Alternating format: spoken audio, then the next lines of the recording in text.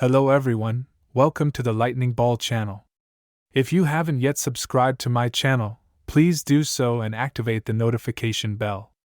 Your support fuels my continued efforts. In the previous episode, we talked about how Zijin defeated the fallen angel Dino, and how Rimuru's other subordinates awakened, repelling the invaders of the labyrinth and successfully protecting Rimurus and Masayuki. This marked the official end of the labyrinth defense battle and temporarily concluded the war with the Eastern Empire. After receiving reports from all parties and summarizing the outcomes, the Monster Federation kicked off a grand celebration. In this episode, let's discuss Rimurus' investigation into Ciel and the essence of skills in the TenSura world. Let's get started. The victory celebration was lively, with Rigerdo crying tears of joy for everyone's safe return, and Mal prepared a grand performance. The participating subordinates began boasting about their achievements. Take Benimaru, for example, who, despite usually being calm, claimed he would have easily defeated the three mystic admiral leaders, although he wasn't quite sure who they were. Gabara chimed in, confidently asserting his future victory in the next battle. Naturally, the most boastful of them all was the storm dragon Veldora. Not only did he flaunt his strength, but he also ridiculed his subordinate Cherries for being badly beaten, advising him to accept his defeat like a man. However, Rimuru spared no one in his revelations, pointing out that Veldora too had lost to his sister Velgrind, questioning where he got the right to mock others. Veldora defensively claimed he hadn't lost but was merely in bad shape. Rimuru, somewhat exasperated, remarked that if it weren't for Veldora's loss to Velgrind, he wouldn't have been so worried. Yet, it seemed Veldora showed no signs of self-reflection. Rimuru asked Cherries not to hold Veldora in contempt, to which the straightforward Cherries responded that Veldora was his only master and he would continue to strive for excellence in the future. The banquet proceeded with warmth and cheerfulness, marked by Diablo and Cheyenne playfully bickering over who should pour Rimuru's drink, Shuna smiling gently at the side, Benimaru and others toasting each other, and Gabda showing off his acrobatic skills among other entertainments. Rimuru leisurely basked in the long-missed warmth of these moments, noticing how his subordinates seemed to have grown significantly, gaining in strength far beyond mere awakenings, with many seemingly having acquired ultimate skills. This realization came as Ciel's voice chimed in, urging him not to be suspicious of her. Rimuru recalled Ciel's earlier assertions that acquiring ultimate skills during battle was nearly impossible, suggesting any help from Ciel would have faced limitations. Yet Ciel, with a hint of pride, claimed to have provided just a bit of assistance. Faced with Ciel's vague response, Rimuru decided to conduct a personal investigation into exactly what Ciel had done. The next day, Rimuru hastened to the hospital early in the morning, intending to visit Chloe, who had previously suffered a skill rampage due to the control of the Lord of Justice. Upon entering the infirmary, Rimuru and Chloe locked eyes. Chloe initially wanted to address Rimuru as sensei but quickly corrected to Rimuru-san, realizing something. Rimuru comforted Chloe, saying there was no need to force herself to speak like an adult, as Chloe still looked very much like a child. Chloe, slightly annoyed, puffed up her cheeks and claimed she was actually older than Rimuru. Her indignant expression only served to endear her further to Rimuru, who could empathize with her situation. After all, being a 40-year-old man with the appearance of a beautiful girl, Rimuru too often found the contrast bewildering. Rimuru sincerely expressed his relief at Chloe being safe. Hearing this, Chloe hid her face behind a pillow, playfully accusing him of being unfair. Confused, Rimuru sought clarification from Ciel, who responded with her characteristic cool indifference, deeming the query too complex for a straightforward answer. With Ciel also at a loss, Rimuru decided not to pursue the matter further and moved on to check on Chloe's condition. In essence, Chloe's Lord of Hope was under the influence of Lord of Justice, with Manus Kranoa inside her suppressing the rampage of Lord of Hope, rendering communication with it impossible during this period. Rimuru offered to intervene to help, but Chloe firmly declined, stating that Kranoa wished to overcome the predicament through its own strength. Relying on Rimuru constantly would not allow them to stand together and face challenges ahead. Looking into Rimuru's eyes, Chloe, though still young in appearance, displayed a determination that reminded Rimuru of her matured form. His thoughts drifted to her grown-up beauty, bizarrely aligning with the sentiments of the golden-haired demon Lord Leon and the golden-haired hero Masayuki. However, this was neither the time nor the place for such musings. Rimuru, a bit flustered, gently patted Chloe's head to comfort her before leaving the room. After lunch, Rimuru resolved to thoroughly investigate what exactly Ciel had been up to behind the scenes, given that Ciel's notion of just a little help was utterly unreliable. Ciel feigned surprise at being under suspicion but didn't hide anything, beginning to explain her actions to Rimuru. As Rimuru had suspected, Ciel had indeed undertaken some significant undertakings in secrecy. The first major act was the transformation of Rimuru's skills, reforming the essence of Lord of Oath into Lord of Abundance.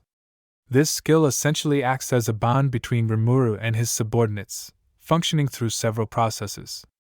Initially, through food chain and analysis, the acquired information enables the creation of new abilities, which can then be stored, duplicated, and bestowed upon suitable subordinates. Utilizing this power, Ciel assisted individuals like Benimaru, Testarossa, Carrera, and others, endowing them with ultimate skills or ultimate gifts. Additionally, it's worth noting that, by now, including the ultimate skill Lord of Charity, acquired from analyzing Velgrind, Rimuru possesses a total of 5 ultimate skills. Given the setting of this world, where each soul has its limits and there's a cap on the number of skills one can master, Ciel merged the remnants of the now somewhat redundant Lord of Oath with Lord of Charity, allocating them to Velgrind. This action not only addressed the issue of skills occupying substantial capacity, but also reorganized Rimuru's abilities into the more potent Lord of Abundance. It was partly due to this that Rimuru's side claimed a complete victory in the Empire's battle.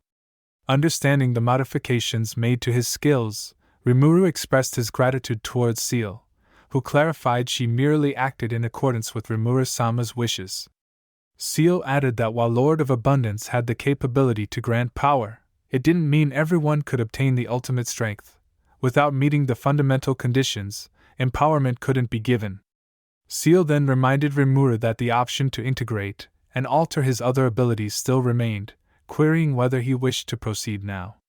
During the battle with Velgrind, Ciel had suggested fusing ultimate skill Lord of Storm and Lord of Oath to create a new ultimate skill, Lord of Star Wind.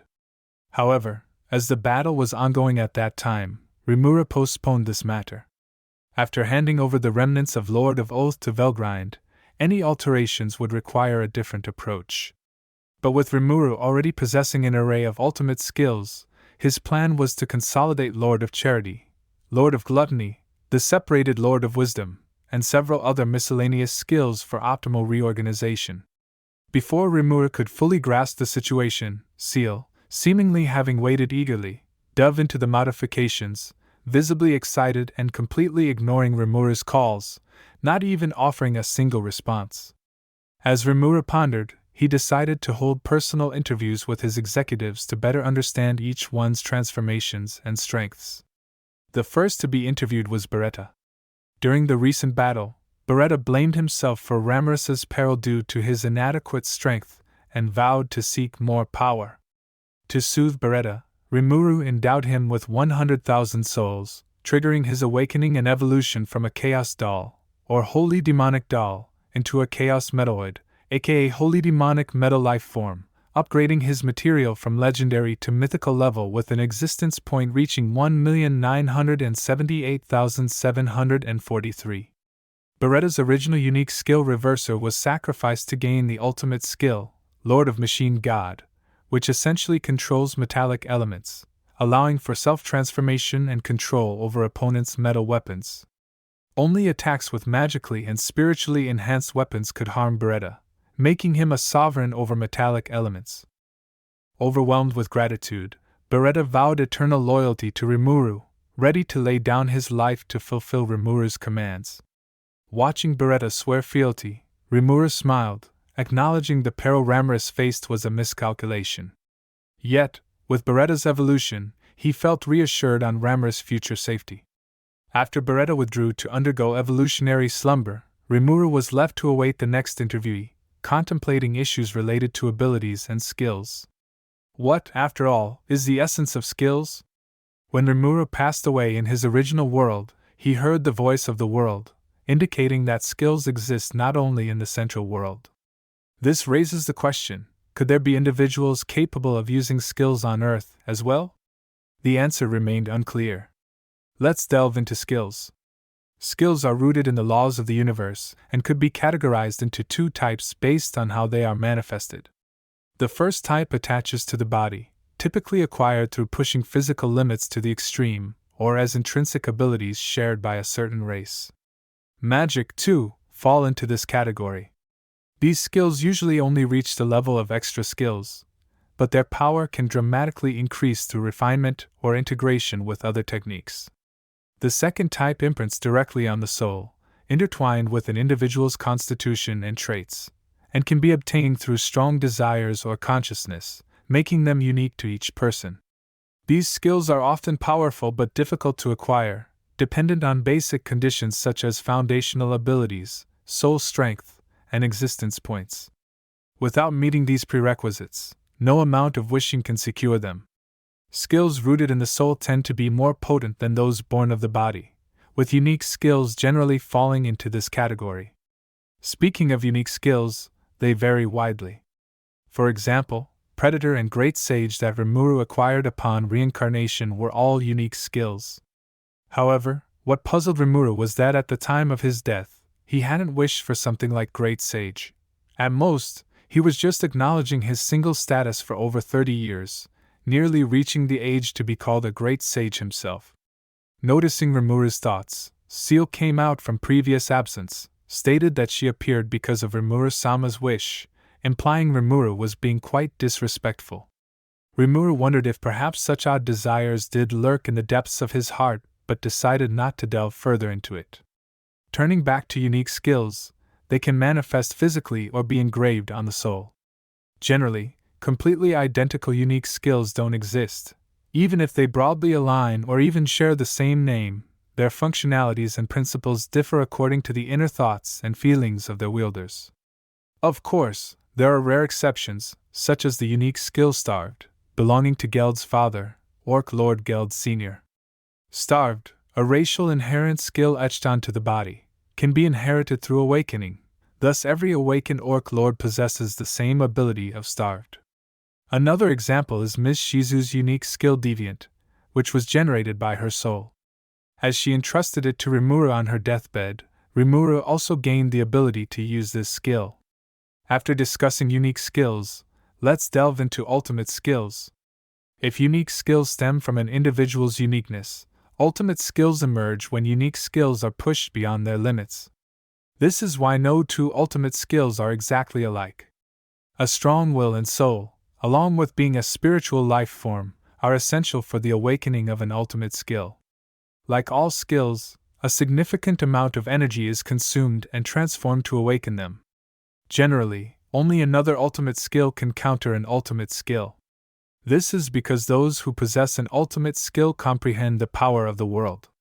As for how to counter an ultimate skill, other means include administrative authority, ultimate level magic, god-grade equipment, or divinity, though it ultimately comes down to willpower. Here, administrative authority refers to the authority to manage the world, granted to the 7 angels of origin as assistants to the creator god Veldanava.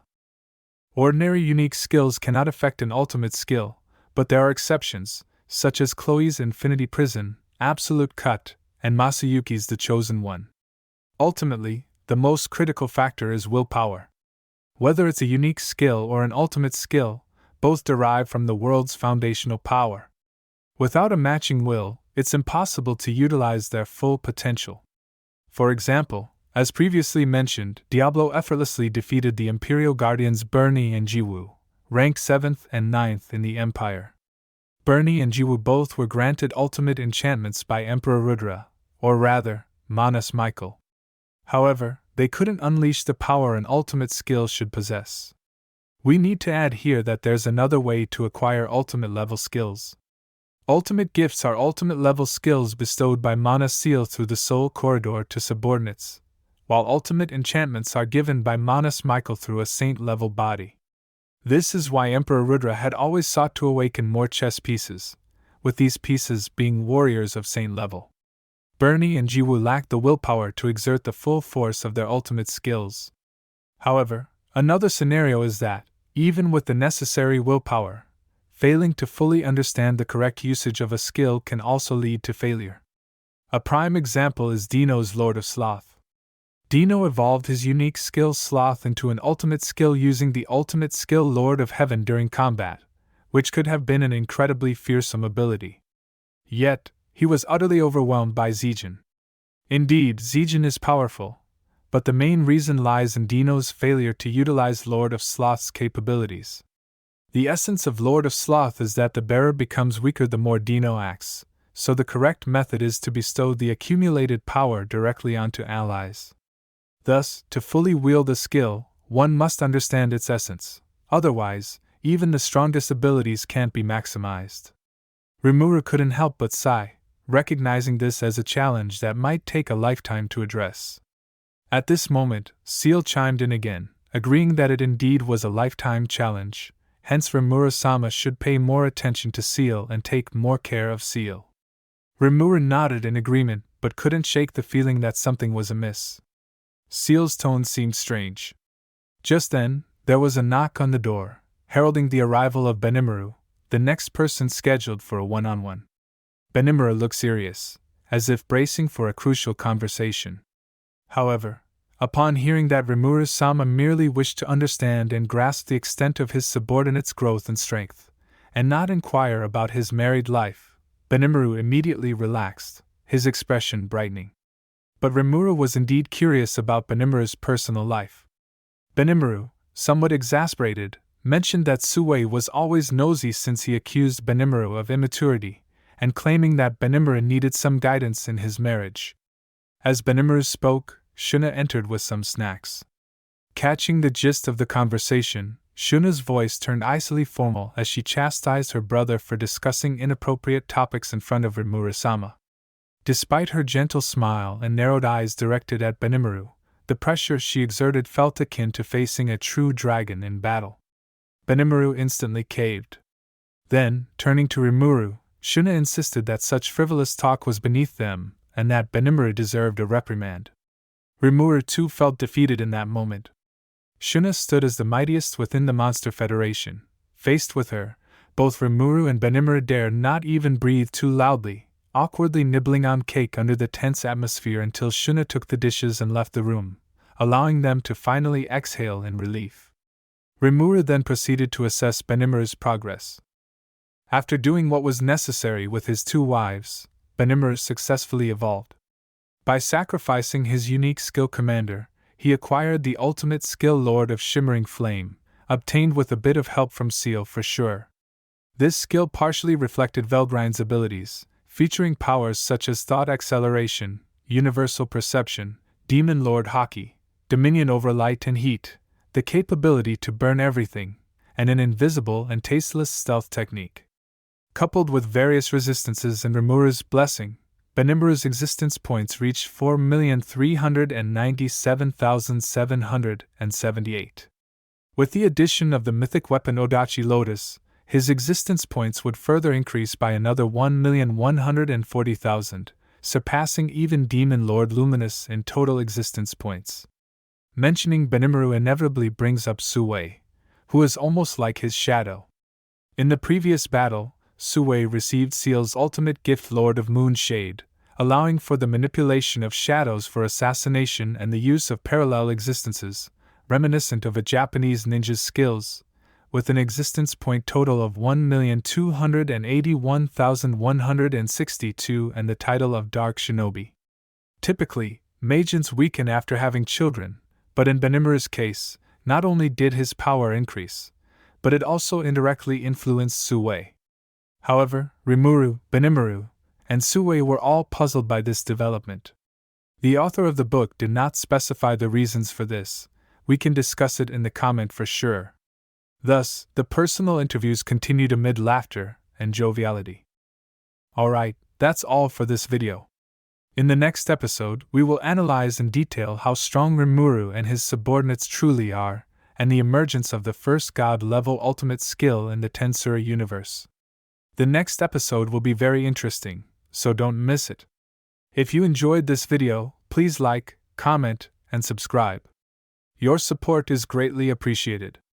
See you in the next one.